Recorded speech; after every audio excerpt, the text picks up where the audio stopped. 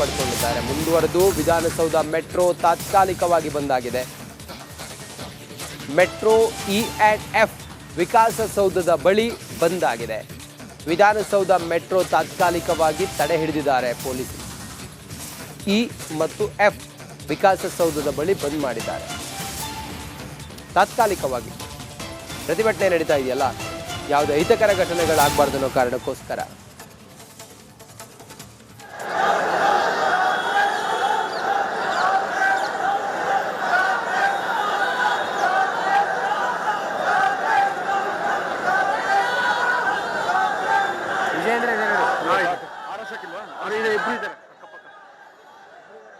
ವಿಜೇಂದ್ರ ಅಶೋಕ್ ಇಬ್ರು ಇದ್ದಾರೆ.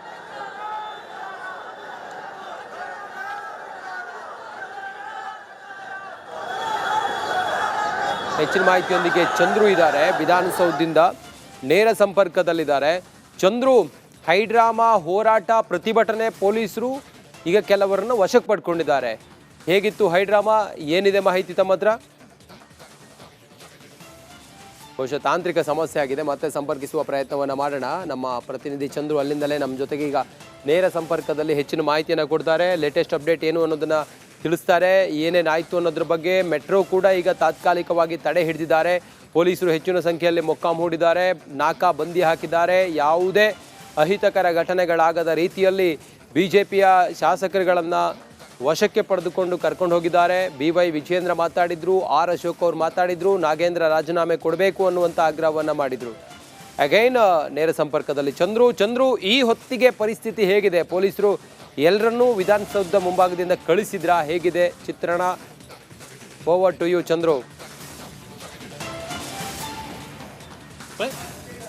ರಂಜಿತ್, ಖಂಡಿತವಾಗ್ಲು ಈಗಾಗಲೇ ಸಚಿವ ನಾಗೇಂದ್ರ ರಾಜೀನಾಮೆಗೆ ಆಗ್ರಹಿಸಿ ಈಗಾಗಲೇ ಬಹಳ ದೊಡ್ಡ ಮಟ್ಟದಲ್ಲಿ ಪ್ರತಿಭಟನೆಯನ್ನ ಮಾಡ್ತಾ ಇರ್ತಕ್ಕಂಥದ್ದು.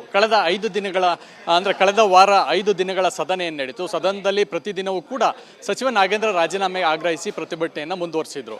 ಈಗ ಸದನದ ಹೊರಗೂ ಕೂಡ ಅದರ ಬಿಸಿಯನ್ನ ಸರ್ಕಾರಕ್ಕೆ ತಟ್ಟಿಸಬೇಕು ಅನ್ನುವಂಥ ನಿಟ್ಟಿನಲ್ಲಿ ಫ್ರೀಡಂ ಪಾರ್ಕ್ನಲ್ಲಿ ಪ್ರತಿಭಟನೆ ಸೇರಿದಂತೆ ವಿಧಾನಸೌಧದ ಆವರಣದಲ್ಲಿ ಏನು ವಿಧಾನಸೌಧಕ್ಕೆ ಮುತ್ತಿಗೆ ಹಾಕುವಂತ ಪ್ರಯತ್ನ ಕೂಡ ನಡೀತು. ಸೊ ಅದಕ್ಕೆ ಸಂಬಂಧಪಟ್ಟಂತೆ ಈಗಾಗಲೇ ಬಹಳ ದೊಡ್ಡ ಮಟ್ಟದ ಮತ್ತು ಕೂಡ ಪ್ರತಿಭಟನೆ ಮುಂದುವರಿತಾ ಇದೆ. ವಿಧಾನಸೌಧದ ಮತ್ತೊಂದು ಭಾಗದಲ್ಲಿ ಮುತ್ತಿಗೆ ಹಾಕೋದಕ್ಕೂ ಕೂಡ ಒಂದು ಪ್ರಯತ್ನ ನಡೀತಾ ಇರ್ತಕ್ಕಂಥದ್ದು. ಹಾಗಾಗಿ ಇದು ಯಾವ ಹಂತಕ್ಕೆ ಬರುತ್ತೆ ಮತ್ತು ಬಿಜೆಪಿ ನಾಯಕರು ಸದನದ ಹೊರಗೆ ಪ್ರತಿಭಟನೆ ಮುಗಿಸಿ ಸದನದ ಒಳಗೆ ಯಾವ ರೀತಿಯಾದಂತ ಪ್ರತಿಭಟನೆಯನ್ನ ಮುಂದುವರಿಸ್ತಾರೆ ಅನ್ನೋದು ಕೂಡ ಕುತೂಹಲ ಇರ್ತಕ್ಕಂಥದ್ದು. ಓಕೆ, ಥ್ಯಾಂಕ್ ಯು ನಿಮ್ಮೆಲ್ಲ ಮಾಹಿತಿಗಾಗಿ ಚಂದ್ರು.